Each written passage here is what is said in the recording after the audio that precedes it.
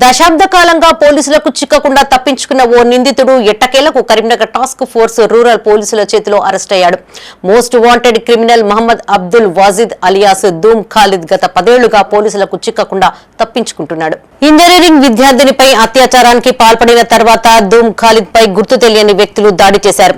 తీవ్రంగా చితకబాదిన ఖాలిద్ కాళ్లపై బండరాలతో మోదారు. అతన్ని ఆసుపత్రికి తరలించగా 2 కాళ్లను తీసేయగా ఈ కేసులో బెయిల్ పైకి బయటికి వచ్చి పరారయ్యాడు. కాగా మహారాష్ట్రలోని ఆయా ప్రాంతాలలో భిక్షగాడి వేషంలో దర్గాల వద్ద షెల్టర్ తీసుకుంటూ వాహనాల్లో తిరుగుతూ నేరాలకు పాల్పడుతున్నట్లుగా పోలీసులు గుర్తించారు. హైదరాబాద్ సమీపంలోని మేడిపల్లి ప్రాంతంలో పని చేసుకుంటూ జీవనం సాగిస్తున్న ధూమ్ ఖాలిద్ భార్యను చంపాలని ప్రయత్నిస్తున్నట్లుగా పోలీసులకు తెలిసింది. ఇందుకోసం కరీంనగర్ కు వచ్చాడన్న సమాచారం అందుకున్న రూరల్ పోలీసులు నిందితుడిని అదుపులోకి తీసుకున్నారు.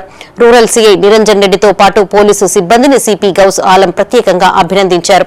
గత కొన్ని సంవత్సరాలుగా పలు కేసులలో నిందితుడైన MA Wajid alias Khalid alias Dhoom Khalid అనే క్రూరమైన నేరస్తుడు గతంలో కరీంనగర్ రూరల్ పోలీస్ స్టేషన్ పరిధిలో ఇంజనీరింగ్ విద్యార్థినులు మైనర్లు 2 జ్యోతిష్మతి కాలేజీలో చదువుకుంటూ 2016 సంవత్సరంలో ఒకరోజు తన పర్సనల్ పనిపై బొమ్మకల్ ప్రాంతానికి వచ్చి తిరిగి జ్యోతిష్మతి కాలేజీకి వెళ్ళుచుండగా వారి ఇద్దరిని ఇట్టి ధూమ్ ఖాలిద్ అనే వ్యక్తి మరియు తన అనుచరులు కలిసి వారు వచ్చుచున్న మోటార్ సైకిల్ను ఆపి వారి వద్దనున్న డబ్బులు